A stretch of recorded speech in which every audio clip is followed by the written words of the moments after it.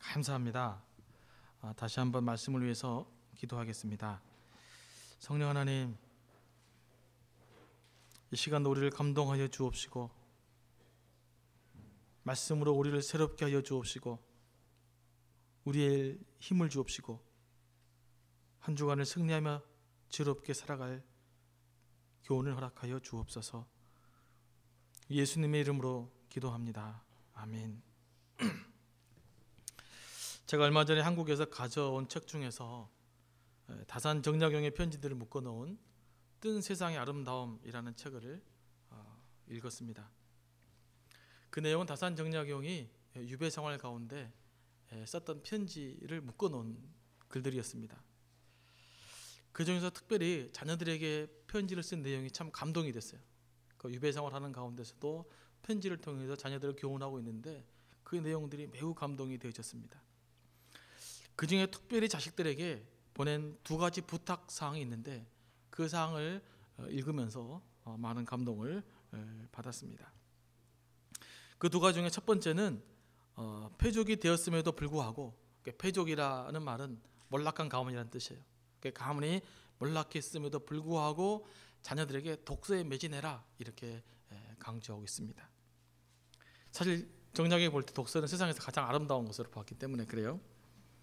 특별히 이것을 강조한 이유는 자신의 유배 생활로 인해서 자녀들이 공부해서 출세할 수 있는 길이 원천적으로 막혀버렸어요.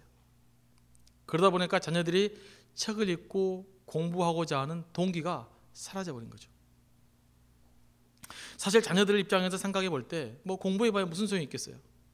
공부를 해서 출세할 수 있는 것도 아니고 유배 생활하면서 역적으로 몰린 그냥 가문일 뿐인데,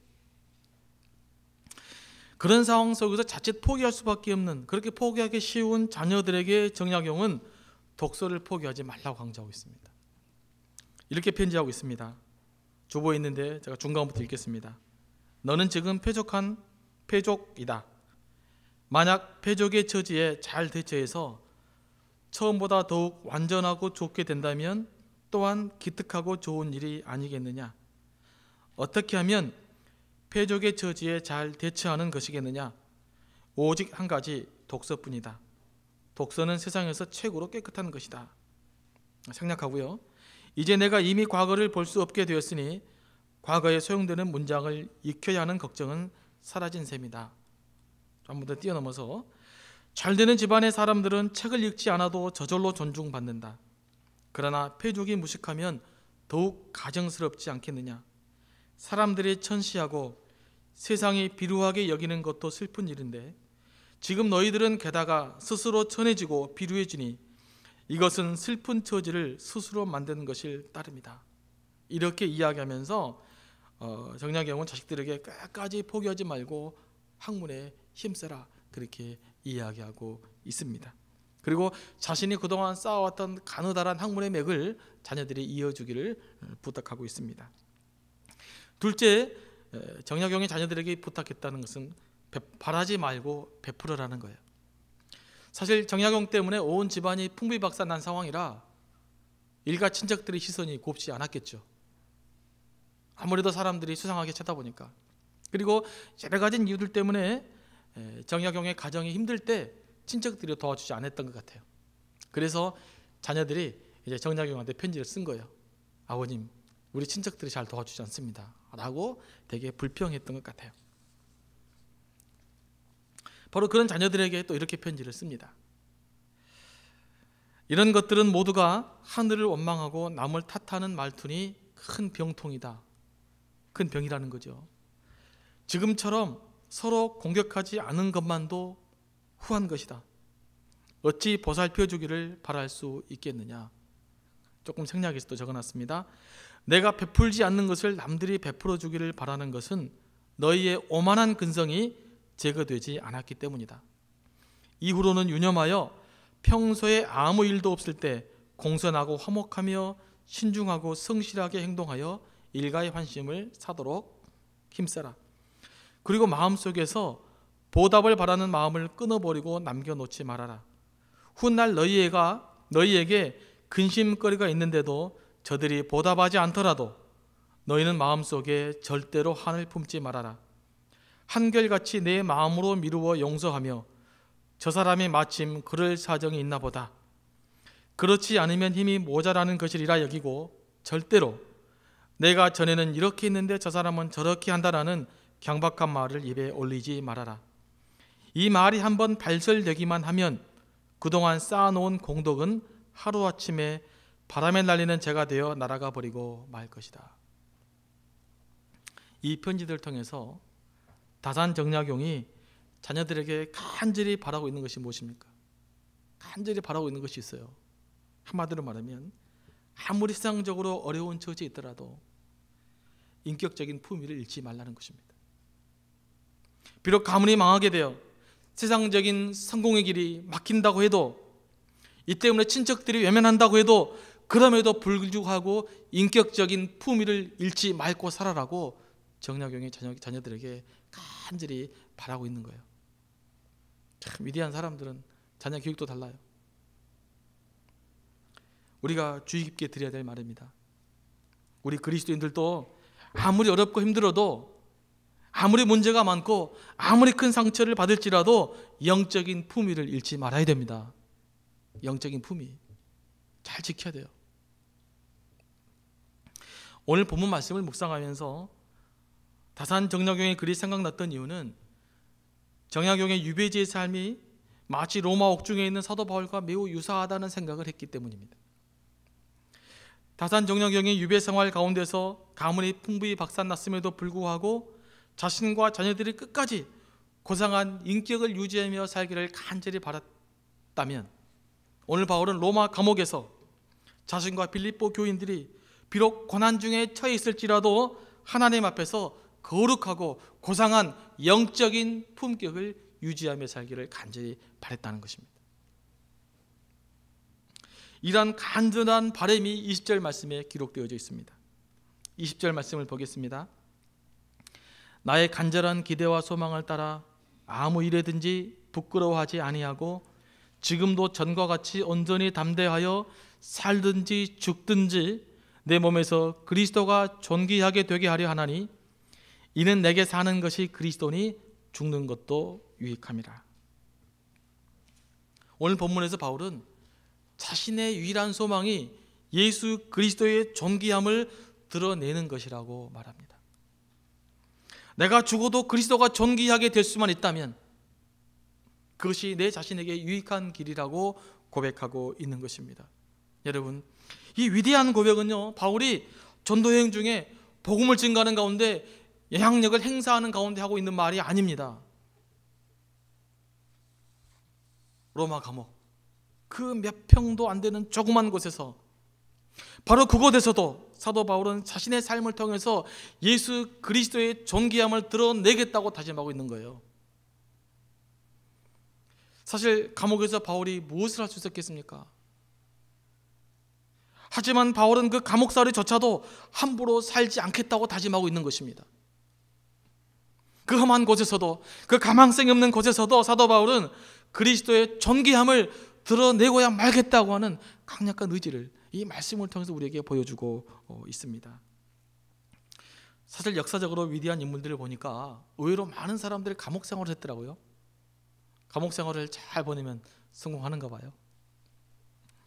그런데 중요한 것은요, 그런 위대한 인물들의 공통점이 있는데 그러한 감옥에서조차도 자신들의 인격을 손상시키지 않고 고귀한 성품을 발휘했다는 것입니다.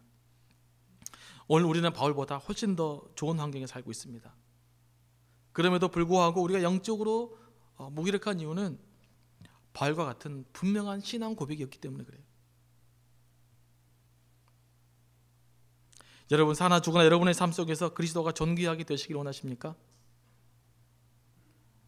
우리에게 신앙 고백이 중요한 이유는요, 그 고백이 우리의 삶을 이끌어가는 원동력이 되는 거예요. 여러분들이 어떤 신앙 고백을 하고 사느냐에 따라서 여러분의 삶의 방향이, 여러분의 삶의 운명이 결정되는 것입니다. 그래서 신앙 고백이 중요한 거예요. 사도 바울은 자신의 삶 속에서 온전히 예수 그리스도가 존귀함 받기를 원한다고 하는 명확한 신앙 고백이 있었기 때문에 그 고백에 따라 그의 인생을 아름답게 마무리할 수 있었던 것입니다. 우리 삶 가운데서도요, 품격 높은 영성을 유지하기 위해서는 어떤 상황에서도 사도 바울처럼 그리스도의 존귀함을 드러내야겠다고 하는 그런 확고한 삶의 의지와 목표가 있어야 됩니다. 다시 한번 묻습니다. 여러분의 지금 살아있는 목적이 무엇입니까? 여러분들이 지금 존재하는 목적이 무엇입니까? 뭘 위해 살기를 원하십니까? 우리는요, 그리스도가 아니라 나의 존귀함을 드러내려고 할 때는 금방 영적으로 타락할 수밖에 없습니다. 왜냐하면 우리 예수 믿는 사람들은 하나님의 영광을 위해 살도록 부르심을 받은 존재거든요. 그 부르신 사명을 감당하지 못하면 이미 뭔가 우리의 삶에 문제가 있는 거예요. 부르신 삶에 합당하지 못하게 될 때 하나님의 영적인 능력이 우리에게 임할 수가 없는 것이지 않겠습니까? 그래서 우리가 끊임없이 물어야 됩니다. 이게 정말 주님의 영광을 위한 것인가? 이 일들을 통해서 예수 그리스도의 존귀함이 지금 드러나고 있는가? 교회에서 무슨 일을 결정할 때도요, 사람의 정치적인 약학의 의사가 아니라 정말 주님의 영광을 위한 것인가를 물어야 됩니다. 이 일들이 사람을 살리고 교회를 살리고 하나님의 영광을 위한 것인지를 물어야 됩니다. 그것이 아니라면 과감하게 포기할 수 있어야 됩니다.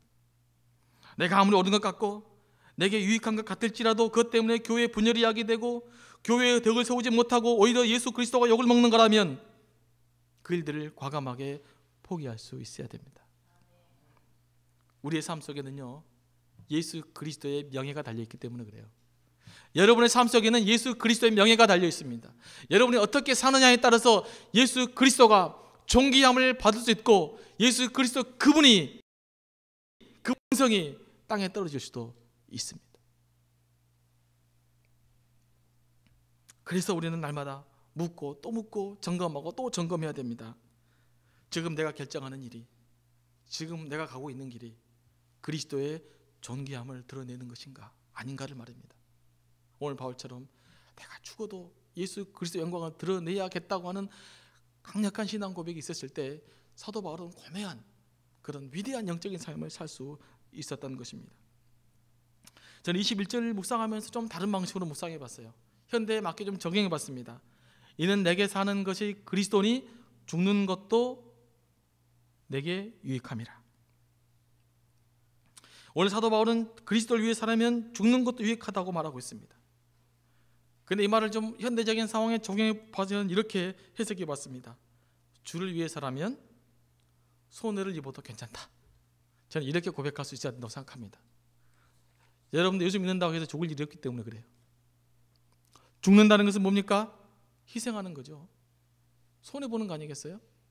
그러니까 죽는다는 것을 적용할 때 무슨 고차원적으로 적용하니까 선교지 나가서 무슨 순교를 당해 죽는다고 생각하는 경향이 있는데 그러지 않아요. 죽는다는 것은 희생을 이야기합니다.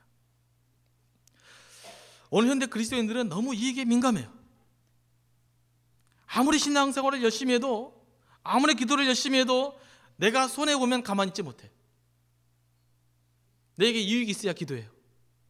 내가 이익을 받아야 예배를 드려요. 예배 드리는데 내게 이익이 발생하지 않으면 예배 드리려고 하지 않습니다. 기도부터 그만돼요. 그게 오늘 우리들의 모습이라는 거죠. 그래서 교인들 사실 욕을 많이 먹고 있어요. 요즘 세상 사람들이 예수 믿는다고 하는 사람들 향해서 뭐라고 말합니까? 영리하고 똑똑하고 이기적이고 소심하다는 거예요. 여러분, 이 말은 결코 칭찬이 아닙니다. 영리하고 이기적이고 소심하다는 말은 한마디로만 해서 예수 믿는 사람들이 손해를 눈꼽만치도 보지 못한다, 이 말이에요. 너무 머리가 좋아서, 너무 약삭 빨라서, 너무 계산이 빨라서 손해보지 않는 길을 너무나 잘 알고 너무나 잘 피해간다는 말입니다. 그러지 않습니까? 이 말을 다시 뒤집어 보면 오늘 기독교인들이 결국 우직하고 묵묵하게 감당해야 될 희생과 섬김의 정신을 잃어가고 있다는 말이에요. 사도 바울이 그리스도를 위해서 죽는 것이 내게 유익하다고 말했던 것처럼 오늘 그리스도인들은 예수 그리스도를 위해 살면 손해보는 것도 내가 유익하다, 희생을 당하는 것도 내가 유익하다고 말할 수 있어야 돼요. 여러분, 이제 좀 손해보고 살았으면 좋겠어요. 별로 중요한 것이 아니면 좀 손해 보더라도 영적인 품위를 잃지 말았으면 좋겠습니다. 좀 손해 보고 살면 어떻습니까? 또 우리가 손해 본다고 해서 별스럽게 손해 보는 것도 아니잖아요. 그 얼마도 안 되는 거, 그 몇 푼도 안 되는 자존심, 이런 것 좀 버리고 좀 포기하고 희생하며 살았으면 좋겠어요. 그래야 예수 그리스도가 존귀하게 되기 때문입니다. 바울처럼 예수 그리스도를 존귀하게 되기를 원한다라는 고백이 좀 손해볼 때 태어났으면 좋겠어요. 좀 희생당할 때 태어났으면 좋겠어요. 일이 잘 풀리면 무슨 말을 못합니까? 사실 하나님께 감사한데 기분 좋아 죽겠는데 무슨 말을 못하겠어요. 정말 예수 그리스도가 존귀하게 되기를 원한다라는 고백은 일이 안 풀릴 때 해야 되는 겁니다. 손해볼 때 해야 되는 거예요. 내게 유익 없을 때 해야 되는 말입니다. 그럴 때 진정으로 내가 그리스도 앞에 예수 그리스도 이름이 존귀하게 되기를 원합니다라고 고백할 때에 하나님의 은혜가, 하나님의 역사 우리에게 나타나는 것입니다. 세상 사람들이 우리를 존경하는 거예요. 사실 모든 생명의 원리는요, 희생의 원리를 기초하고 있습니다. 살아있는 모든 것들은 다른 무엇인가의 희생을 통해서 살게 되어 있습니다. 오늘 우리도 누군가의 희생 때문에 이렇게 살고 있는 것입니다. 지금 우리도 모르는 수많은 생명체들이 오늘의 나를 살리기 위해서 끊임없이 희생당하고 있다는 사실을 알고 있으십니까? 수많은 동물들이, 수많은 생명체들이 지금 오늘의 여러분을 유지시키기 위해서 희생당하고 있는 것입니다. 이게 생명의 원리입니다. 예수 그리스도의 사건은 이러한 생명의 원리를 가장 명확하게 십자가 사건을 통해서 우리에게 보여주셨습니다. 오직 희생을 통해서만 사람의 생명이 살아날 수 있다는 것을 말입니다. 여러분의 삶 가운데 좀 풍성한 그 영적인 삶을 살고 싶습니까? 그러면요, 이 생명의 원리에 따라 사시기 바랍니다. 하나님의 영적인 풍성함을 누리기 위해서 내가 조금 희생하는 게 생명의 원리입니다. 내가 좀 손해보는 것이 생명의 원리입니다. 이 원리가 있을 때 여러분 진정한 행복한 삶을 저는 살 수 있을 줄 믿습니다. 누군가를 도와주어 보신 분 아시죠? 내가 조금 도와줬는데 그 도움이 얼마나 나를 감동스럽게 만드는지. 그러지 않습니까? 나도 모르게 조금 도왔는데 그게 너무 감동스러워요. 그냥 살 맛이 나는 거예요. 도와줘 본 사람은 알아요. 나눠줘 본 사람들은 압니다. 그래서 나눠주는 거예요.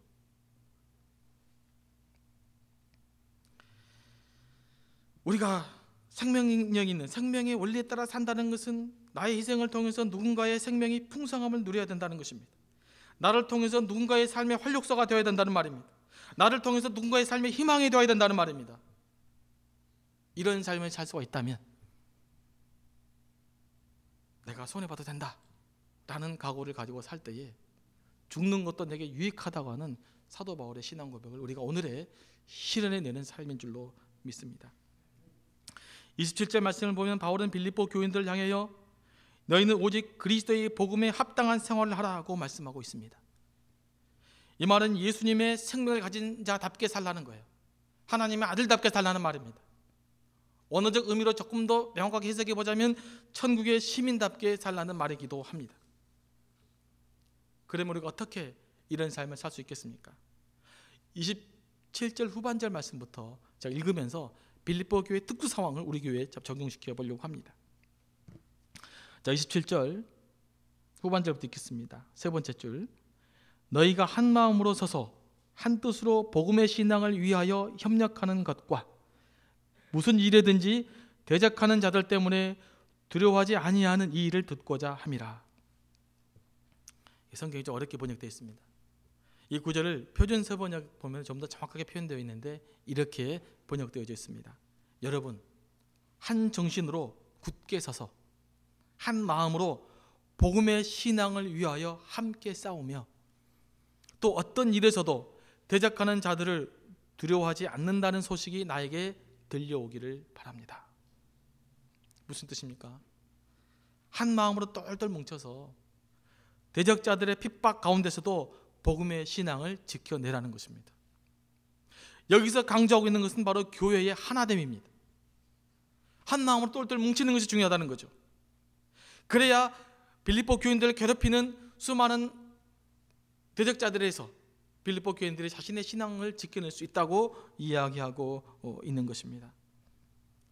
더불어 사는 것, 교회는 공동체입니다. 공동체의 가장 중요한 것이 뭔지 아십니까? 바로 하나됨이에요.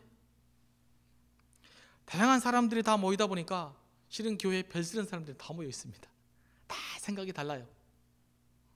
다 원하는 바가 달라요. 다 나름대로 다 어떻게 살 거니 다 답을 갖고 살아요. 그럼에도 불구하고 예수 그리스도의 복음을 위해서라고 한다면 우리가 하나 될 수 있어야 된다라고 이야기하고 있는 것입니다. 예수 그리스도를 위해서 그러한 생각과 내 자신의 철학을 내려놓고 그리스도 안에서 하나 되어야 된다고 말하고 있는 것입니다. 초대교회에서요, 교회의 공동체성이 강조되었던 이유는 실은 개인의 신앙생활을 보존하기 위해서였습니다. 사실 당시의 핍박 가운데서 혼자 힘으로 신앙을 지킨다는 것은 매우 어려운 일이었습니다. 믿음의 생활이 혼자서는 언제나 약하고 넘어지기 쉽고 불안했습니다. 왜냐하면 목숨을 담보하는 것이 신앙생활이었기 때문에 그렇습니다. 그 순간순간 신앙생활을 하다가 그만둬버리고 싶은 유혹이 너무너무 큰 거예요. 그런데 그런 것들을 지켜낼 수 있는 힘이 어디였냐? 바로 교회였습니다. 교회에서 신앙의 동지들을 보고 그들과 함께 자기의 신앙생활을 나누고 자기 연약함을 나누면서 그들의 믿음을 지킬 수 있는 힘을 얻을 수 있었기 때문입니다. 교회는 바로 이런 곳입니다. 지난주에 분당 우리 교회 이찬수 목사님의 설교를 듣는데 그분이 이런 이야기를 하더라고요. 사람이 혼자 할 수 없는 일이 두 가지가 있다고 합니다. 뭔지 아시겠습니까? 첫 번째는 뭘까요? 결혼 혼자서 못하는 거지 않습니까? 둘이 있어야 돼요. 또 하나는 뭐냐? 그리스도인이 되는 거라고 합니다. 어떤 심리학자가 이야기했는데 그 이야기를 인용해서 설교하더라고요. 저는 이 말을 들을 때 굉장히 공감이 됐습니다. 사실 제가 대학교 다닐 때 저는 CCC 선교라는 선교단체에서 활동을 했었습니다. 1년 6개월 정도를 CCC 회관에서 형제들과 공동체 생활을 했습니다. 아침에 일어나자마자 함께 큐티하고 함께 기도 제목을 나누고 가끔씩 하루의 저녁에 하루를 또 택해서 일주일의 삶을 나누고 그런 삶들을 살았었습니다. 사실 그때 훈련했던 것들 때문에 제가 지금 이만큼이라도 하나님 앞에 설 수 있었던 것 같아요. 그런데 함께 사는 일이 쉬운 일이 아닙니다. 같이 살다 보니까 힘들어요. 그래서 나중에 혼자 살고 싶다 이런 생각이 들더라고요. 그래서 자취를 했습니다. 혼자서. 처음에는 혼자서도 열심히 큐티하고 기도하고 아주 영성생활 열심히 잘했습니다. 더 은혜스럽게 잘했던 것 같아요. 근데요, 한번 리듬이 끊기니까 회복하기가 힘들었습니다. 기도 한번 그만두니까 다시 기도 생활 회복하는 것이 너무나 힘들었습니다. 큐티 한번 그만두니까 다시 큐티하는 것이 너무 힘들었어요. 그때 확실하게 느꼈습니다. 혼자서는 영적인 생활을 제대로 할 수 없다는 것을 말입니다. 함께 신앙생활을 나누고 함께 격려하고 함께 기도해주고 함께 격려해주는 공동체, 그게 교회입니다. 그래서 교회가 중요한 거예요.